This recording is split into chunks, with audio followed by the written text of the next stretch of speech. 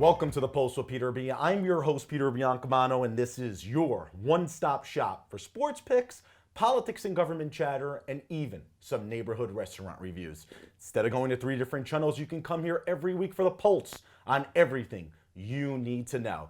And folks, we like to have a lot of fun every week here on the Pulse, but we are a Hudson County centric cable access show, and we would be remiss not to spend our first segment on the horrific tragic events in Jersey City this past week, where two spineless cowards decided to take the lives of four innocent people, including police detective Joe Seals, who leaves a family behind of five children and a loving wife. And I speak for everybody at the Pulse that our hearts and prayers go out to the families of those victims. I just want to begin by saying that I was born and raised in this community. I grew up with many different people from Jersey City, many of whom are Jersey City police officers right now. I attended Hudson Catholic High School in Jersey City, less than 3 miles away from where the shootings took place. They call Hudson Catholic the civil service high school because 40% of our graduates there go into either police force or any type of law enforcement. And I was scared to death that when I heard there was a police victim, that it was going to be one of my classmates or one person that I grew up with, that I did taekwondo with, like the Sandwith family, who have 3 children, all in the Jersey City Police Department, who led after their father. I didn't have the privilege of knowing Joe Seals. I wish I did. My brother did know him, and I can tell you my brother's hurting because it is his friend. So it is a senseless act. I don't want to spend a lot of time talking about the shooters who are deceased, of course, but we are joined by Josh Sotomayor Einstein, our political analyst, here on the Pulse every week. And Josh has a very, very, very close relationship with this as well, because Josh is involved in many different Jewish communities from his resume, as you know that. And this was what a lot of public officials, Josh, didn't say what it was right away, and it was an anti-Semitic attack. And you have told me in the past that anti-Semitism still exists. I mean, the shooters targeted 2 different people. They targeted the Jewish community and they targeted law enforcement. What are your thoughts? Well, obviously, it's a horrible and a tragic attack, and I mean, it really shows that bigotry exists and doesn't know any boundaries or borders or political fault lines. There's a lot of people in our society today that want to say, bigotry, your side is bigoted. No, your side is bigoted. And the reality is that, you can be black, white, yellow, Jewish, Christian, purple, whatever it is, and still be bigoted against a different group. And that's something that we constantly have to confront. Because the way to end bigotry, or at least to minimize it, because you're never going to get rid of people's stupidity, and bigotry is stupid. But the way to minimize it is not to chase it into some dark cave where it can metastasize and fester, but to expose it to the light of day and to confront it in civil society. We can't outlaw ideas, nor should we, because that's a slippery slope. But other actors in civil society can say, this is wrong, and let's organize and just try to educate. And it doesn't mean that everyone has to agree on everything, but it does mean that we're building a healthier civil society where you and I can disagree, and I don't vilify you, and you don't vilify me. Because if that happens, the next logical step, maybe not for you or I, but for the next generation that's raised in that, inculcated in that sort of hate, is to then act on those, feelings of hatred towards the other. And that's what we saw in Jersey City.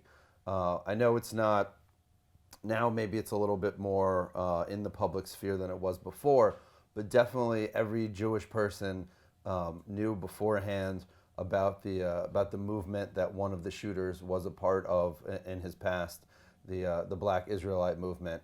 Not all of them are nuts and full of hatred. Many of them are. There's actually a small group of them in Israel whose children serve in the Israeli Defense Forces and are relatively normal people. They have strange beliefs. But every Jewish person that's ever walked through Midtown New York has been yelled at by black Israelite Hebrews about how they're fake Jews and how God is going to punish them and how they're disgusting and how they're manipulating everything and how there will be consequences for those actions. And usually you just walk past them and you shrug it off like, okay, there's crazy people in the world, right? And then unfortunately, these shooters were, at least one of them, had that background that inculcated them in a atmosphere of hate and decided to act upon it. And they don't know that the sect of Jews in Greenville, in Jersey City, they didn't know that sect is generally on the poorer side of the economic spectrum. They didn't know that sect, is a very small sect that doesn't like the modern state of Israel. It wasn't about whether or not Israel should exist. It wasn't about whether or not Jews are rich because the sect is super poor. It was about that these were the most identifiably Jewish people that they saw, and thus they had a target on them.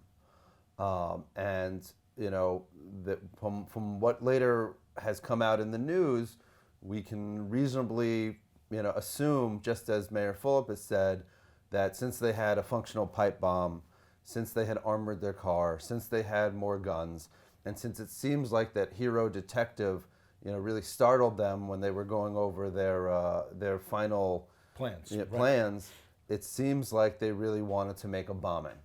And it's just it's clearly a horrible event for the victims, for the people that worked for the owner of the store, for the shopper, and for their employee, and also for the police detective, and for the victim in Bayonne who was killed a couple of days before, who had a stereotypical Jewish last name but isn't actually Jewish. No one knows why he was killed. And so it's clearly a horrible event that might have been worse, way worse, had not the cop just rushed on the scene as soon as he heard that there were people in the cemetery just walking around holding guns. Yeah. And we only have a short time left here, unfortunately, with time here.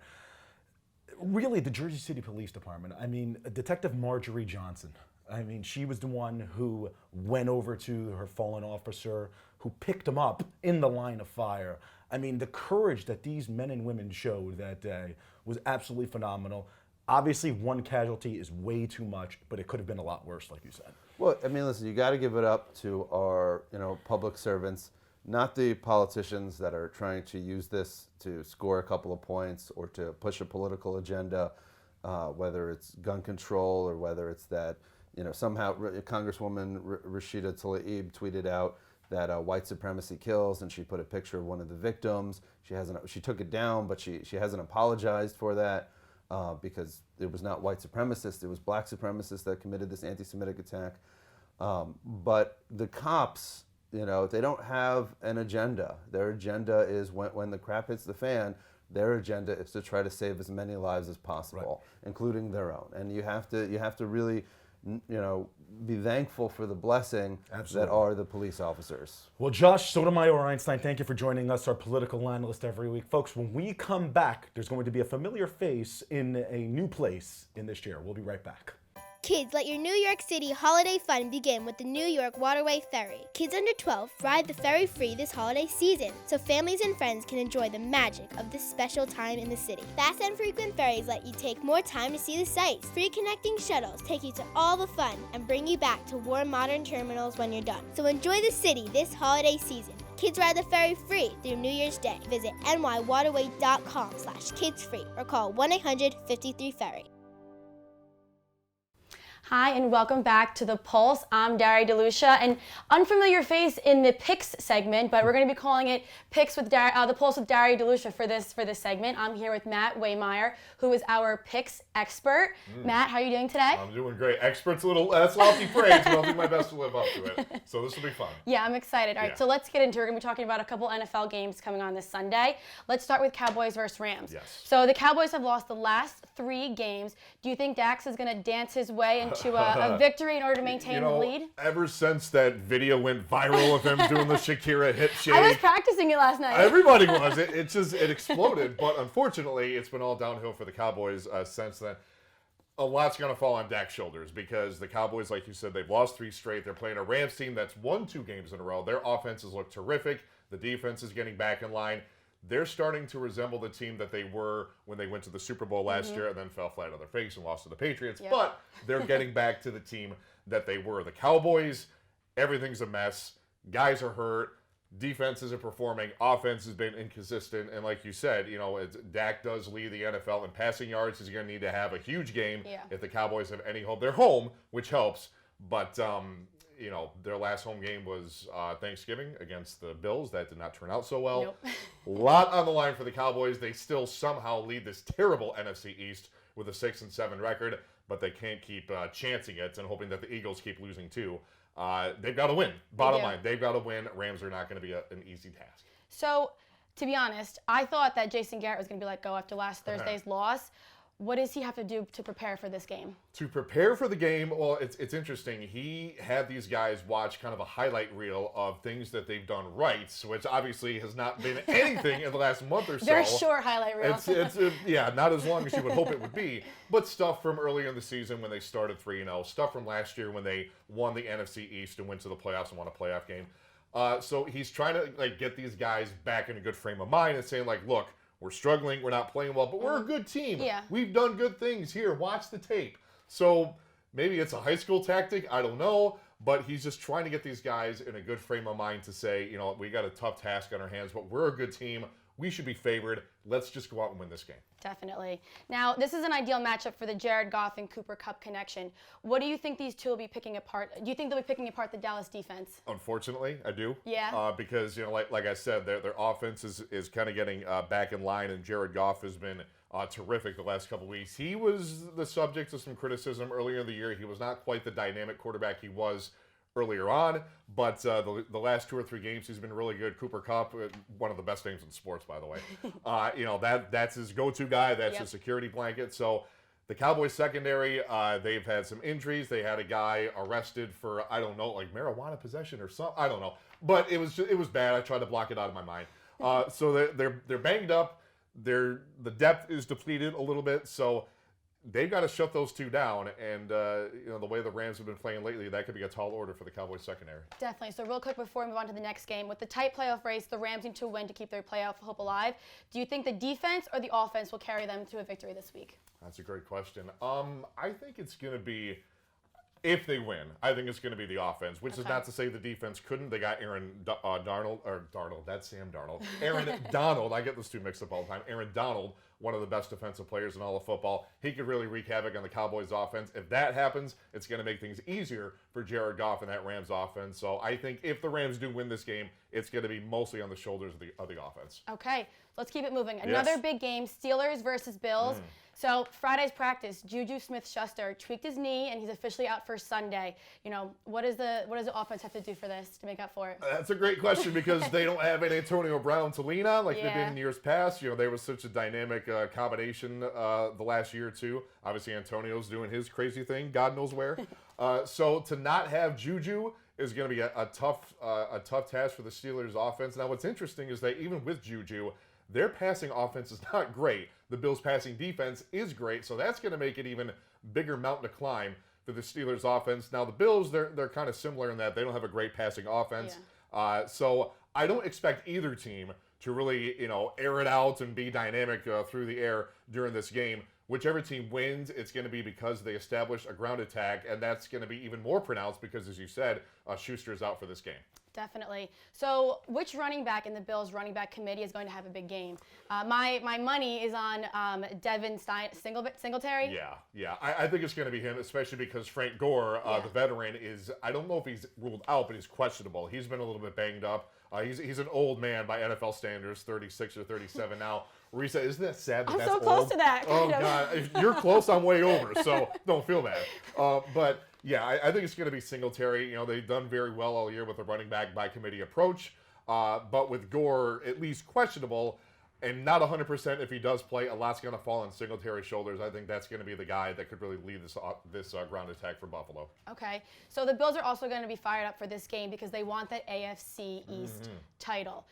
What are they going to have to do best this week to make sure they win and then march into New England next week with some momentum? I think, you said it, it's the fact that they know that they can't go into New England on the heels of a loss. Because nobody expected at the 13-game mark of the season that the Bills would have a shot at what has been the Patriots' birthright for 2 decades, the AFC East title. So just that alone, I think they know that, look, you know, we can't leave anything to chance. We have to go in at least, you know, no more than 1 game down, assuming the Patriots win too. They're playing Cincinnati. That should be a cakewalk. So I think just that motivation of knowing that, hey, we got to put ourselves in the best position possible to win the AFC East. We can't do that if we lose in Pittsburgh. I think that should carry them through.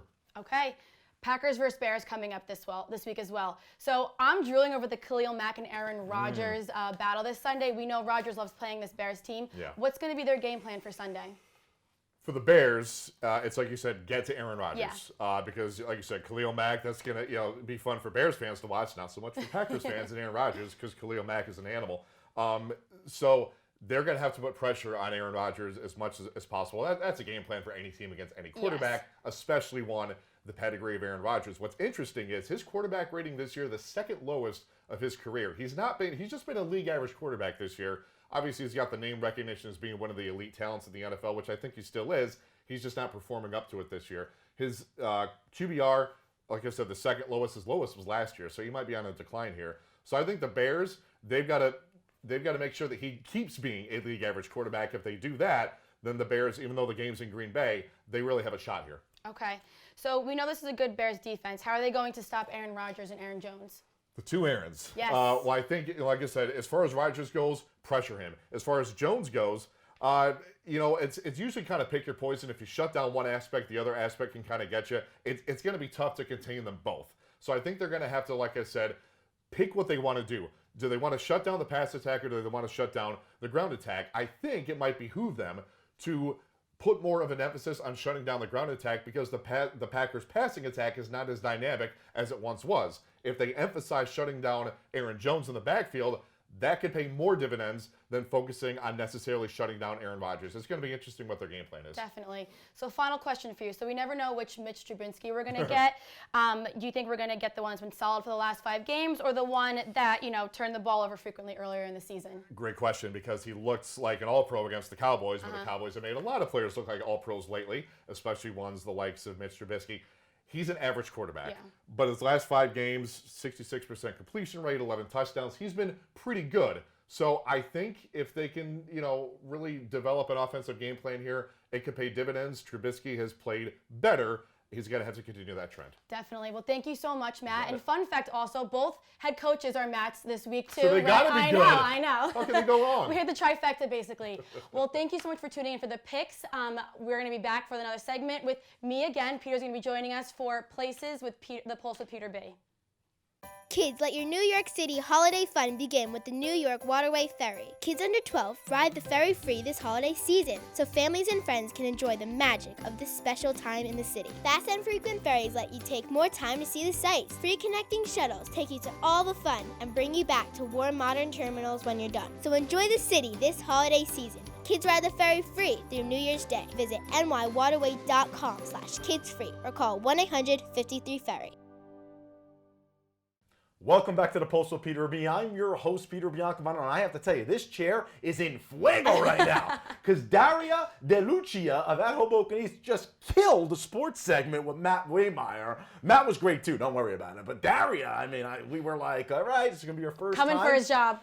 Apparently so. I mean, I'm telling you, it's still burning my underbottom. Anyway, Daria, why don't we get to our places segment Yes. here? Because, of course, you're from At Hoboken Eats, and it's going to be At Hoboken Picks soon and things like that, apparently.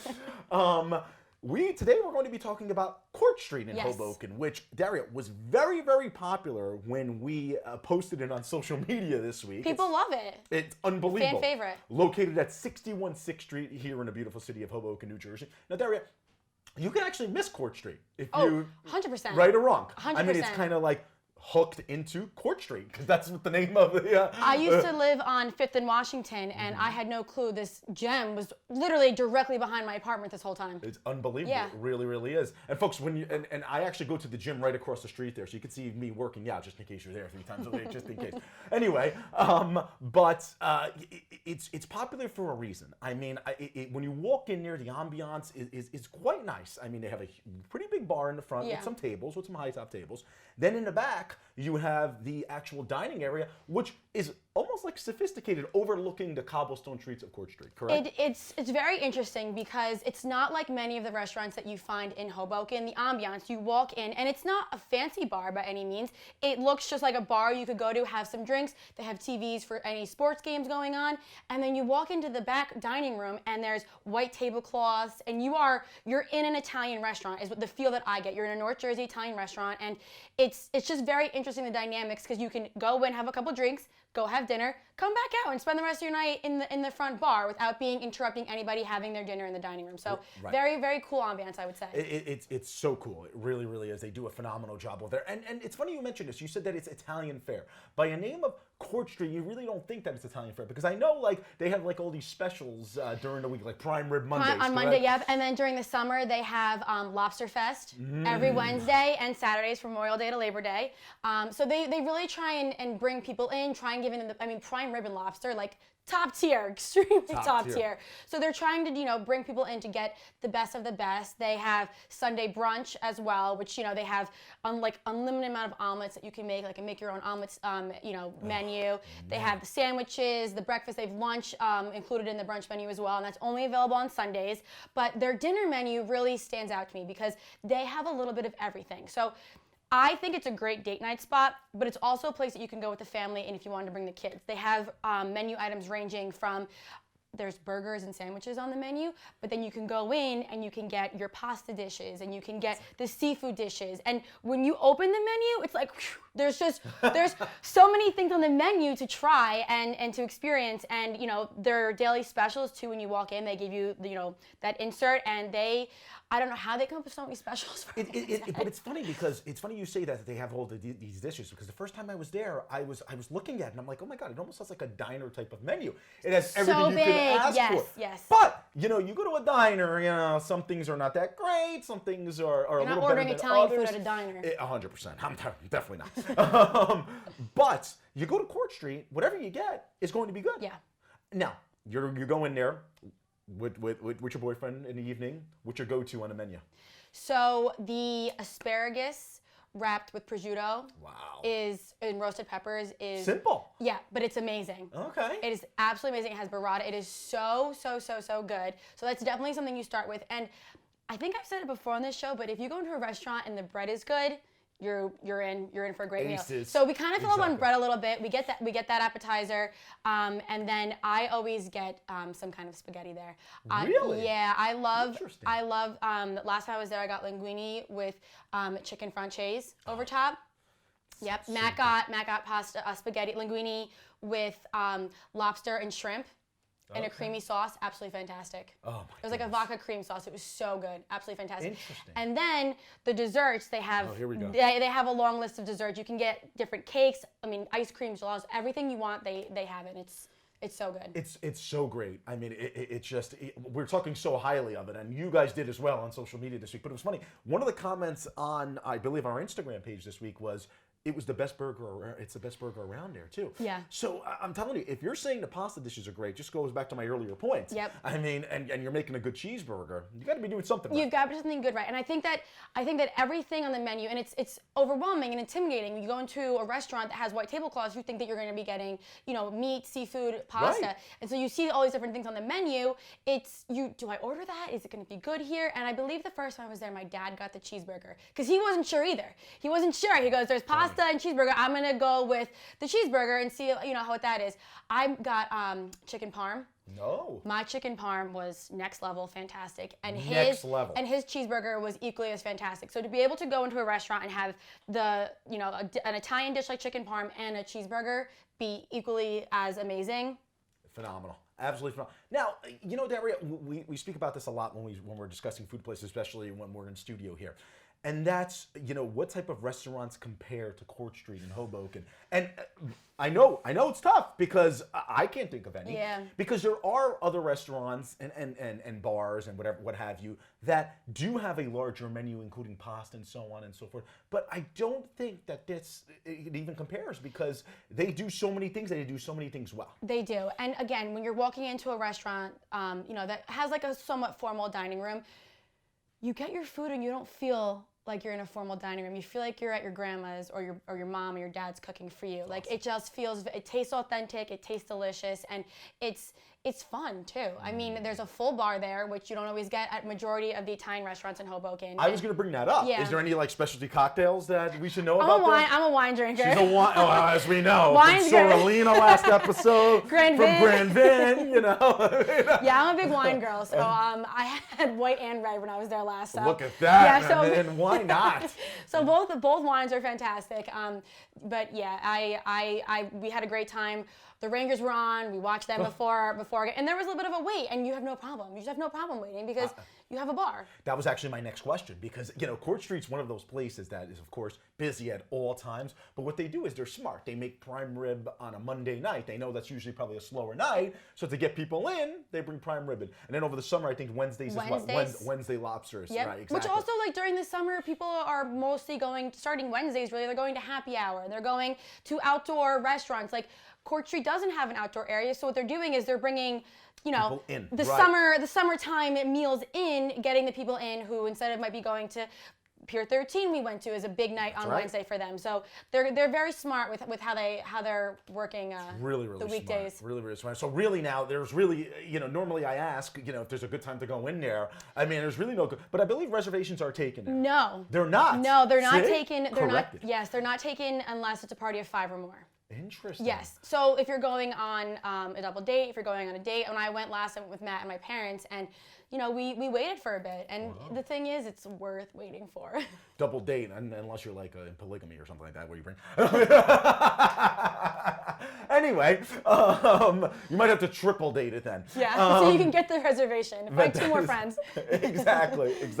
Well, Daria DeLucia, always making us hungry, talking about Court Street. We are going to put the hours right here. No reservations taken. We will certainly, if you do want to go there and it's during the week and you can't find anybody else, email us. Yeah. Why not? Just We'll DM come. Hoboken Eats. I'll be there in a heartbeat. Yeah, actually, our political analyst, Josh, doesn't live far from there, so we'll get him there as well. You know what I'm saying? Well, We'll folks, help you get the numbers up for the reservation. there you go. Absolutely. You have to visit it. 61 6th Street in Hoboken. Don't miss it. It's in the little nook right by Court Street there.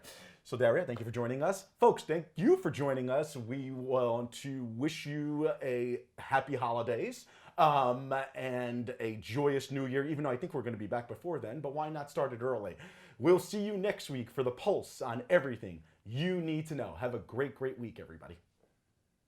Kids, let your New York City holiday fun begin with the New York Waterway Ferry. Kids under 12 ride the ferry free this holiday season, so families and friends can enjoy the magic of this special time in the city. Fast and frequent ferries let you take more time to see the sights. Free connecting shuttles take you to all the fun and bring you back to warm modern terminals when you're done. So enjoy the city this holiday season. Kids ride the ferry free through New Year's Day. Visit nywaterway.com/kidsfree or call 1-800-53-FERRY.